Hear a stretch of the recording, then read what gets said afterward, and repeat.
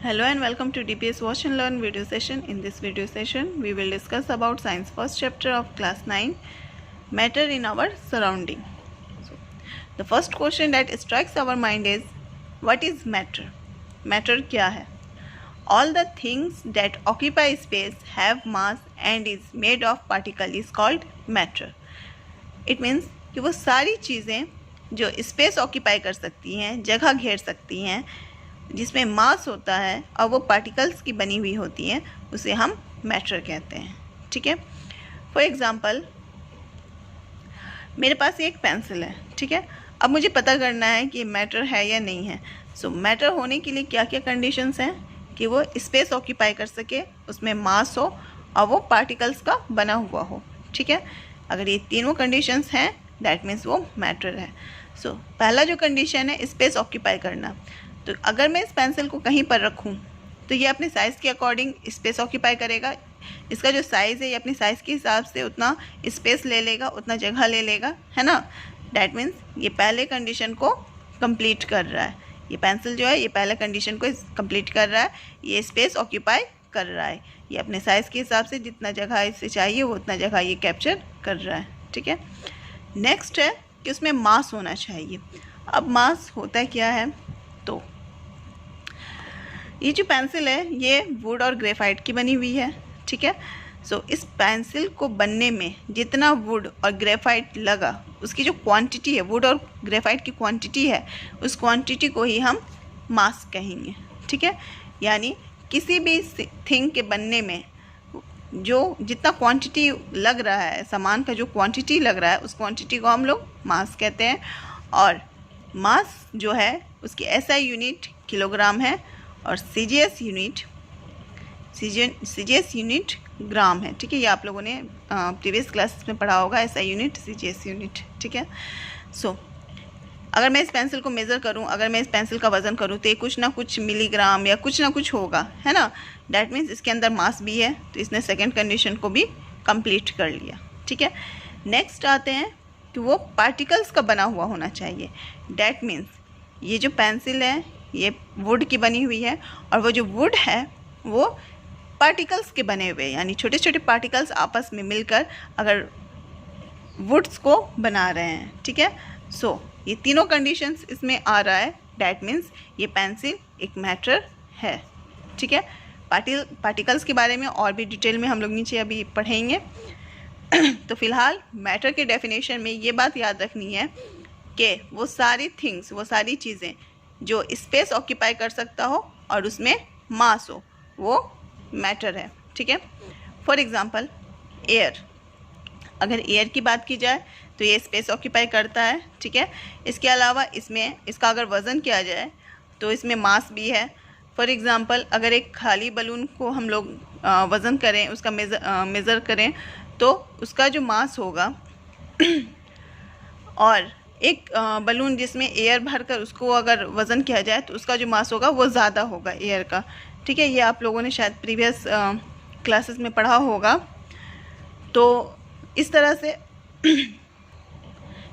ये पता चलता है कि एयर में जो है वो मास होता है. ठीक है. फूड, खाने की बात की जाए तो कोई भी खाने का सामान ले लो, अगर हम वो स्पेस ऑक्यूपाई करेगा, बिल्कुल करता है. ठीक है. इसके अलावा उसमें मास भी होता है. अगर उसको हम लोग वज़न करें तो उसमें कुछ ना कुछ ग्राम, किलोग्राम, कुछ ना कुछ रहता ही है ना. सो वो जो भी खाने की चीज़ें वो भी मैटर है. स्टोन, कोई भी स्टोन, छोटा बड़ा कोई भी स्टोन लो, वो स्पेस ऑक्यूपाई करेगा. साथ ही साथ उसमें मास भी होगा. अगर हम लोग उसे वज़न करेंगे तो उसमें कुछ ना कुछ ग्राम, किलोग्राम का वज़न उसमें होगा ही, मास होगा ही. ठीक है. स्टोन भी मैटर है. इसके अलावा planet, water, animals, human being, कुछ भी, इससे फ़र्क नहीं पड़ता है कि वो लिविंग थिंग है या नॉन लिविंग थिंग है. ऑल द थिंग्स, सारी चीज़ें जो इन कंडीशंस को कंप्लीट कर ले वो मैटर होगा. ठीक है. नेक्स्ट है कि अब कुछ ऐसी चीज़ें भी हैं जो मैटर नहीं हैं. कौन सी चीज़ें? तो जो स्पेस ऑक्यूपाई ना कर सके, जिसमें मास ना हो, वो चीज़ें जो होंगी वो नॉन मैटर होंगी, वो मैटर नहीं होंगी. For example, light, shadow, sound, ये सारी चीज़ें मैटर नहीं हैं. इसके अलावा हमारी फीलिंग्स, थिंकिंग, है ना, ये सारी चीज़ें क्या है, वो मैटर नहीं है, ठीक है। और जो भी चीज़ हम लोग अपने आसपास देखते हैं, लाइक फर्नीचर हो गया, हाउस है, बिल्डिंग है, एनिमल है, इंसेक्ट्स हैं, ये सारी चीज़ें क्या है, सब मैटर हैं। ओके, नेक्स्ट आते हैं कैरेक्टरिस्टिक्स ऑफ पार्टिकल्स। मैटर के जो पार्टिकल्स होते हैं उनमें कुछ एक कैरेक्टरिस्टिक्स होता है, वो देखते हैं कि क्या है। They are continuously moving. Matter के जो पार्टिकल्स होते हैं वो लगातार घूमते रहते हैं। They have space between them. उनके बीच में, पार्टिकल्स के बीच में स्पेस होता है। They attract each other. और जो पार्टिकल्स होते हैं वो एक दूसरे को अट्रैक्ट करते हैं, ठीक है। इसे हम वन बाय वन एक्सप्लेन करेंगे, एग्जांपल्स की हेल्प से समझेंगे, ठीक है। So let's start with the first characteristic. तो पहला कैरेक्टरिस्टिक है वो है particles of matters are continuously moving. जो मैटर्स के जो पार्टिकल्स होते हैं वो लगातार मूव करते रहते हैं, घूमते रहते हैं। इसे एक एग्जांपल से समझेंगे। सपोज़ एक गिलास पानी मैंने यहाँ लिया, ठीक है। इसे बिल्कुल स्टेबल होने देना, वाटर को बिल्कुल स्टेबल होने देना। जब ये वाटर कंप्लीटली रेस्ट पोजीशन में आ जाए, बिल्कुल हिलना बंद कर दे, तो इसमें हमें कुछ एक ड्रॉप्स डालने हैं कलर के, कोई भी कलर का कुछ एक दो ड्रॉप्स मुझे इसमें डालना है, ठीक है। यहाँ मैंने दिखाया है। तो जब हम कुछ एक ड्रॉप्स डालते हैं तो ये ड्रॉप्स जो है 2 मिनट, 1 मिनट, 3 मिनट, मतलब कुछ एक टाइम लेता है। इसके बाद होता है क्या है कि ये ड्रॉप्स जो है वो धीरे धीरे पूरे वाटर में फैल जाता है, ठीक है। थोड़ा टाइम लगता है बट ये पूरे वाटर में फैल जाता है। ऐसा क्यों हुआ? हम लोगों ने तो वाटर को बिल्कुल रेस्ट पोजीशन पर रखा था, ठीक है, पहली बात। दूसरी बात, हम लोगों ने इसे मिक्स नहीं किया, है ना। तो फिर ये अपने आप कैसे मिक्स हो गया? तो ये खुद से मिक्स इसलिए हो गया क्योंकि इस वाटर के अंदर जो भी छोटे छोटे पार्टिकल्स थे वो लगातार मूव कर रहे थे, लगातार घूम रहे थे, ठीक है। जिसकी वजह से क्या हुआ कि ये जो ड्रॉप जैसे ही ये सतह पर आया, ये पार्टिकल जब मूव कर रहे थे तो इसने इस ड्रॉप को इधर उधर सब जगह फैला दिया, ठीक है। तो इससे ये पता चलता है कि जो मैटर का जो पार्टिकल्स होता है उसमें कंटिन्यूसली मूवमेंट होता रहता है। यानी मैटर के जो पार्टिकल्स होते हैं वो कंटिन्यूसली मूव करते रहते हैं, घूमते रहते हैं। अगर वो मूव नहीं करते तो ये जो ड्रॉप्स हम लोगों ने इसमें डाला था वो बिल्कुल वैसे ही रहता है जैसा कि हम लोगों ने डाला था, ये पूरे में फैलता नहीं, ठीक है। कुछ और बातें देख लेते हैं। Particles possess kinetic energy. इस ग्लास में जो वाटर का जो पार्टिकल्स है इसमें काइनेटिक एनर्जी होता है। काइनेटिक एनर्जी क्या है? तो जब भी कोई भी चीज़ जब वो मूवमेंट में रहता है तो मूवमेंट की वजह से उसके अंदर जो एनर्जी आती है उसे हम लोग काइनेटिक एनर्जी कहते हैं, ठीक है। अगर कोई चीज़ रेस्ट में है तो रेस्ट में रहने पर उसके अंदर जो एनर्जी होती है उसे हम लोग पोटेंशियल एनर्जी कहते हैं। तो यहाँ पर जो पार्टिकल्स हैं वो कंटिन्यूसली मूवमेंट में हैं, कंटिन्यूसली मूव कर रहे हैं, तो इसके वजह से इनके अंदर जो एनर्जी है उस एनर्जी को हम काइनेटिक एनर्जी कहेंगे। और उसी एनर्जी की वजह से इसने क्या किया कि जो कलर का जो ड्रॉप्स था उसे सब में फैला दिया, ठीक है। अब इस एनर्जी को हम लोग बढ़ा या घटा सकते हैं। कैसे? With the help of temperature. अगर मैं इस वाटर के टेम्परेचर को बढ़ाऊँ, वाटर का टेम्परेचर कैसे बढ़ा सकते हैं? इसे गर्म करके। अगर मैं इस वाटर को गर्म करूं तो इसका टेम्परेचर बढ़ेगा। तो जब इसका टेम्परेचर इंक्रीज़ होगा तो ये जो पार्टिकल्स हैं इसका स्पीड भी बढ़ जाएगा, ठीक है। सो पार्टिकल्स का स्पीड बढ़ेगा तो ये और तेज़ी से जो भी ड्रॉप होगा, जो भी कलर होगा उसे और तेज़ी से फैलाएगा, है ना। और टेम्परेचर अगर कम किया जाए तो इसका स्पीड भी कम हो जाएगा। डैट मीन्स अगर टेम्परेचर बढ़ाने पर काइनेटिक एनर्जी इंक्रीज़ हो जाता है और टेम्परेचर कम करने पर काइनेटिक एनर्जी कम हो जाता है। एक और एग्जांपल ले सकते हैं। सपोज़ एक जार में वाटर है, ठीक है, और अगर हम इसमें कुछ शुगर डाल देते हैं, कुछ क्वांटिटी शुगर की अगर हम इसमें डाल देते हैं, ठीक है, और इसे ऐसे ही बिल्कुल ऐसे ही रहने देते हैं, तो वो क्या होता है, बहुत स्लोली, बहुत धीरे धीरे ये जो है, ये शुगर जो है वो वाटर के साथ मिक्स होगा। बट वाटर को अगर हम लोग थोड़ा सा हीट कर दे, गर्म कर दे, तो क्या होगा, ये जो शुगर है वो तुरंत मेल्ट हो जाएगा। ऐसा क्यों हुआ? क्योंकि जब ये रेस्ट पोजीशन में था, जब ये टेम्परेचर इसका कम था इस वाटर का, तो इसमें जो पार्टिकल्स थे इसकी स्पीड भी कम थी, जिसकी वजह से ये धीरे धीरे शुगर को क्या कर रही थी, घोल रही थी, है ना। बट जैसे ही मैंने इसे हीट किया, वाटर को हीट किया, इसका टेम्परेचर बढ़ा, तो इसमें जितने पार्टिकल्स थे उसकी स्पीड बढ़ गई, और जब स्पीड बढ़ गई तो उन्होंने तेज़ी से काम किया और शुगर को बहुत ही जल्दी मेल्ट कर दिया, घोल दिया।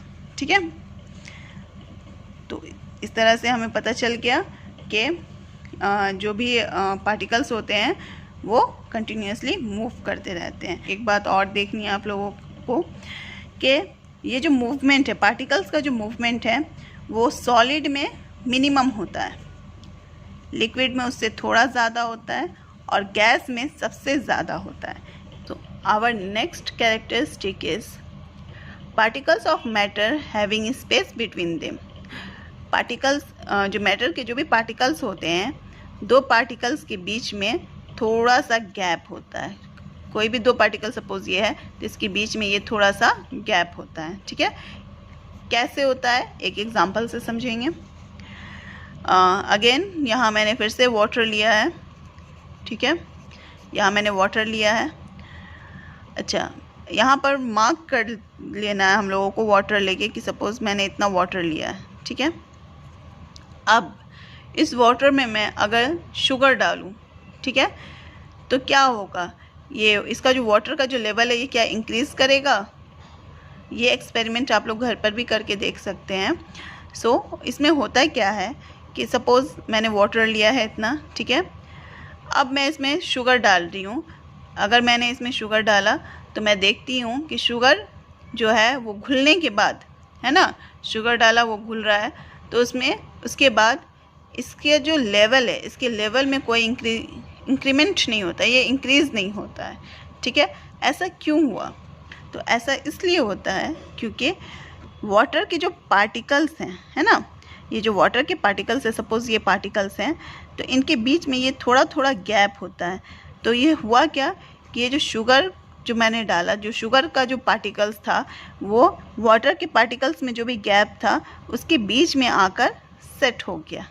ठीक है, तो पार्टिकल्स के बीच में जो स्पेस था उसी में आकर शुगर का जो पार्टिकल्स था वो सेट हो गया, जिसकी वजह से जो लेवल है उसमें कोई इंक्रीजमेंट नहीं हो पाया। ये बिल्कुल जैसा था, जिस लेवल पर था उतना ही रहा। ठीक है, अगर इसके बीच में गैप नहीं होता तो ये क्या होता कि थोड़ा सा ऊपर आ जाता, बट ऐसा नहीं होता है। ठीक है, सो इस एक्सपेरिमेंट से पता चल गया कि मैटर के जो पार्टिकल्स होते हैं उनके बीच में स्पेस होता है। अब बात करते हैं सॉलिड, लिक्विड और गैस की। तो ये जो स्पेस है ये सॉलिड में बहुत कम होता है। ठीक है, लिक्विड में उससे थोड़ा ज़्यादा होता है, और गैस में सबसे ज़्यादा होता है। ठीक है, नेक्स्ट कैरेक्टरिस्टिक देख लेते हैं। Particles of matter attract each other.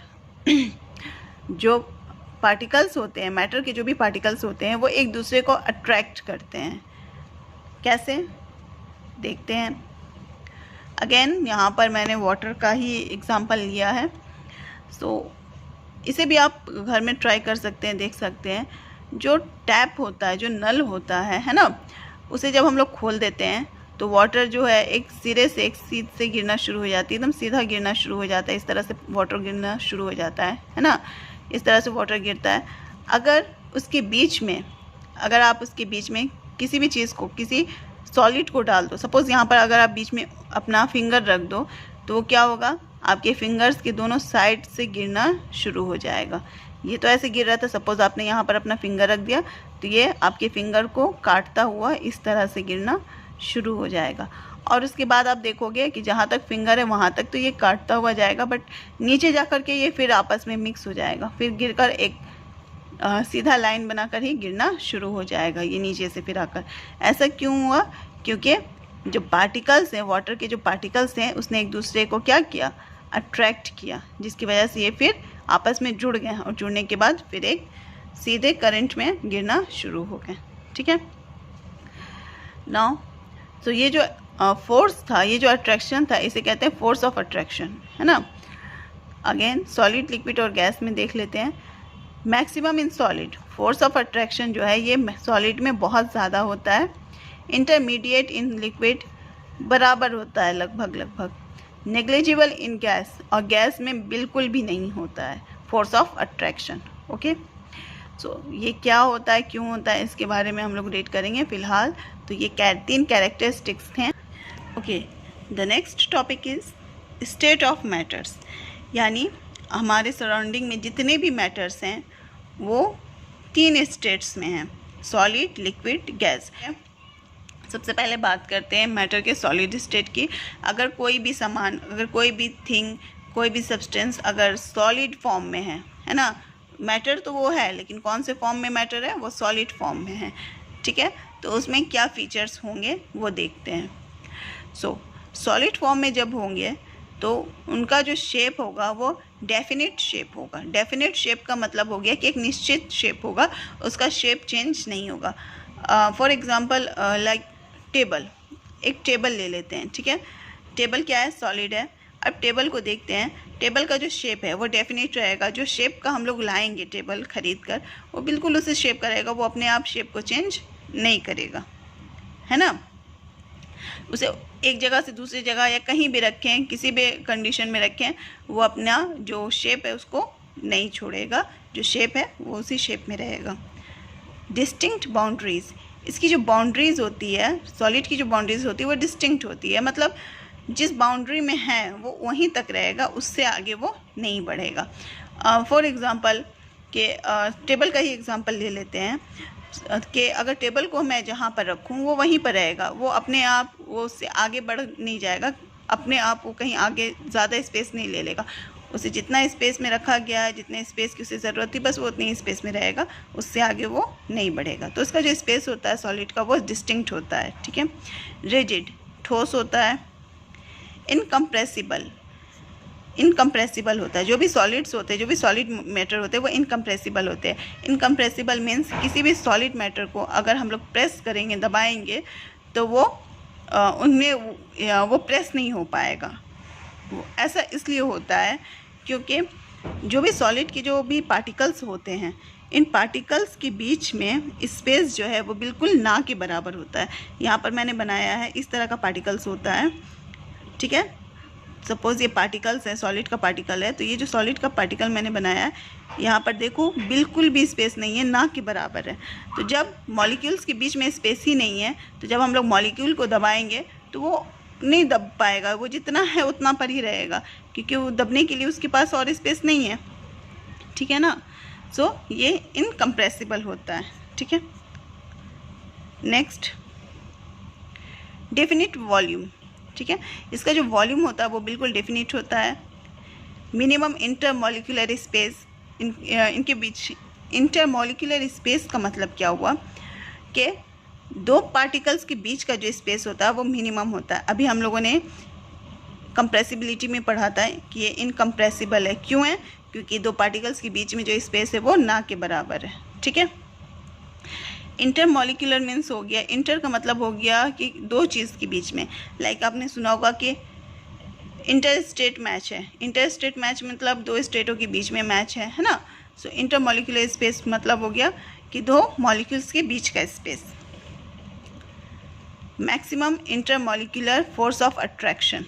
अच्छा, इसके अलावा कि इनका जो इनके बीच में, इन पार्टिकल्स के बीच में जो फोर्स ऑफ अट्रैक्शन होता है वो बहुत ज़्यादा होता है। ये हम लोगों ने थर्ड कैरेक्टरिस्टिक्स में भी पढ़ा था कि maximum in solid force of attraction जो है, पार्टिकल्स का जो अट्रैक्शन होता है वो एक दूसरे को जो अट्रैक्ट करने का जो उनके अंदर कैरेक्टरिस्टिक होता है वो सॉलिड में सबसे ज़्यादा होता है। इसलिए ज़्यादा होता है क्योंकि इनके बीच में गैप बिल्कुल नहीं होता है। ये लोग बहुत एक दूसरे के नज़दीक रहते हैं, तो जितना ज़्यादा नज़दीक रहेंगे उतना ज़्यादा स्ट्रांगली एक दूसरे से जुड़े हुए रहेंगे, है ना।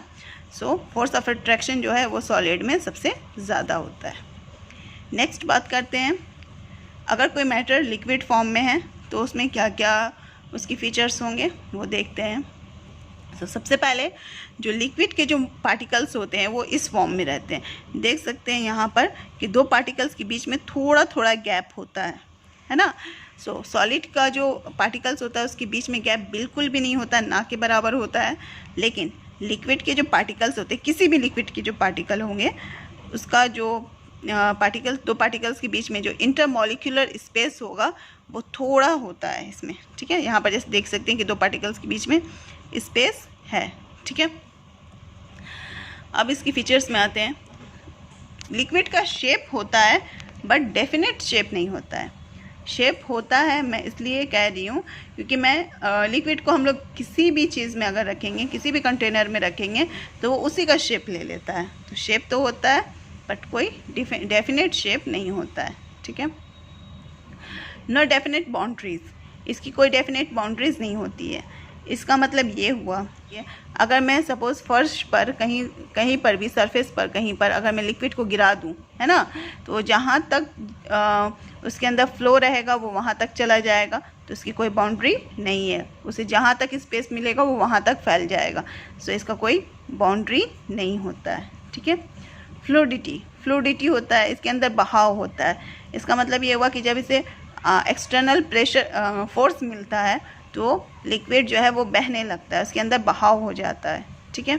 नेक्स्ट, लो कंप्रेसिबल, मतलब इसे हम लोग कंप्रेस कर सकते हैं लेकिन बहुत कम कर सकते हैं। क्यों कर सकते हैं कंप्रेस इसे?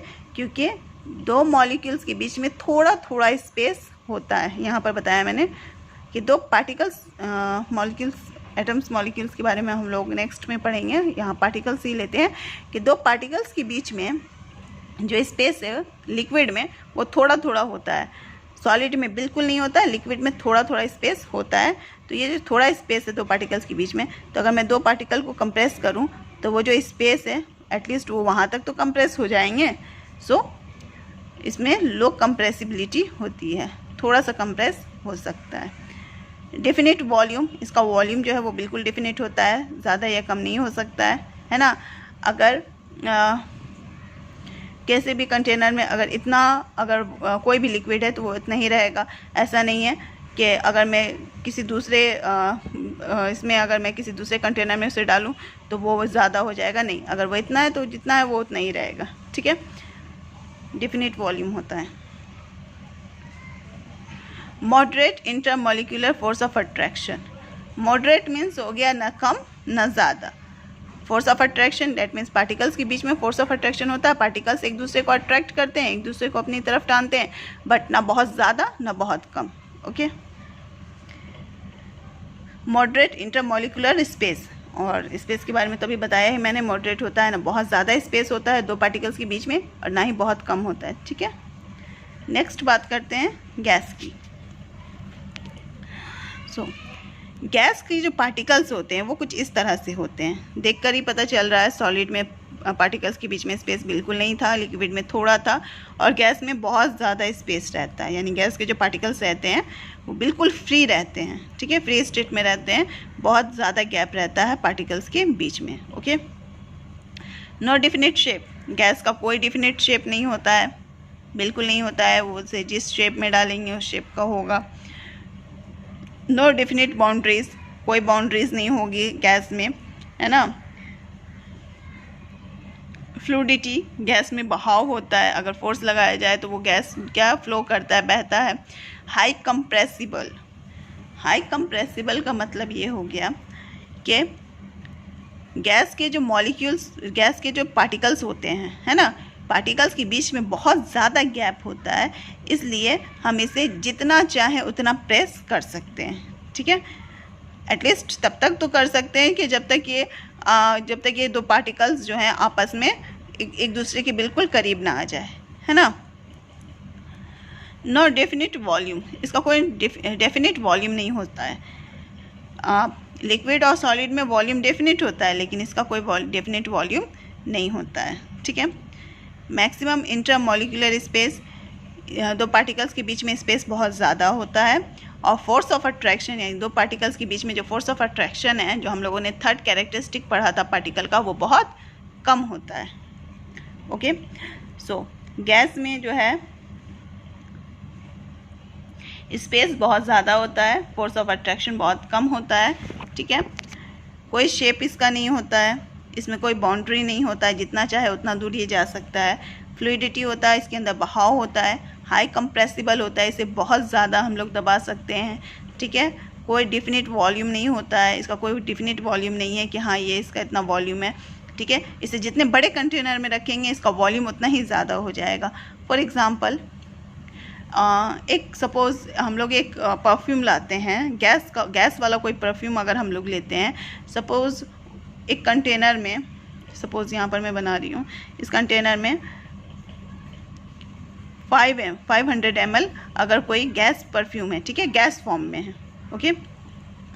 तो जब मैं इस कंटेनर को जब मैं इसे खोल दूँगी तो वो क्या होगा, पूरा गैस बाहर निकल जाएगा और पूरे में फैल जाएगा। तो जब वो इस कंटेनर में था, जब इस डब्बे में था, तो उसका वॉल्यूम यहीं तक था, इस डब्बे तक ही था, है ना। लेकिन जब मैंने इसे खोल दिया तो वो पूरे रूम में फैल गया, उसका जो फ्रेगरेंस है, वो जो गैस है, वो पूरे रूम में फैल गया। डैट मीन्स उसका जो वॉल्यूम है वो क्या हो गया, वो पूरा रूम हो गया, है ना। सो इसका कोई डेफिनेट वॉल्यूम नहीं होता है, ठीक है।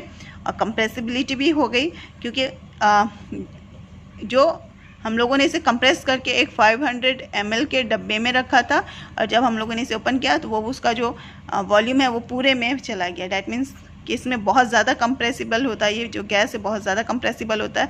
कंप्रेस करके इसे हम लोग छोटे से छोटे कंटेनर में डालकर रख सकते हैं, ठीक है। इसके अलावा कि स्पेस जो है वो बहुत ज़्यादा होता है, मॉलिक्यूल्स का ज़्यादा होता है, इसी वजह से ये हाईली कंप्रेसिबल होता है, ठीक है। और फोर्स ऑफ अट्रैक्शन बहुत कम होता है। बहुत कम फोर्स ऑफ अट्रैक्शन इसलिए होता है क्योंकि जो पार्टिकल्स है वो बहुत दूर दूर है, एक यहाँ है तो क्या है, तो यहाँ पर इन दोनों के बीच में कितना फोर्स ऑफ अट्रैक्शन लगेगा, ये लोग एक दूसरे को कितना अट्रैक्ट कर पाएंगे, नहीं कर पाएंगे क्योंकि बहुत दूर में है, ठीक है। सो ये जो है वो कंडीशंस है। 2 टॉपिक कंप्लीट हो चुका है। मैटर यहाँ हम लोगों ने पढ़ा है अभी इस वीडियो में, what is matter, characteristics of matter और स्टेट ऑफ मैटर, ओके। अगर इन तीनों कॉन्सेप्ट में, इन तीनों टॉपिक्स में अगर कोई भी प्रॉब्लम है, then you can contact me through WhatsApp, DPS WhatsApp group, okay. Thank you.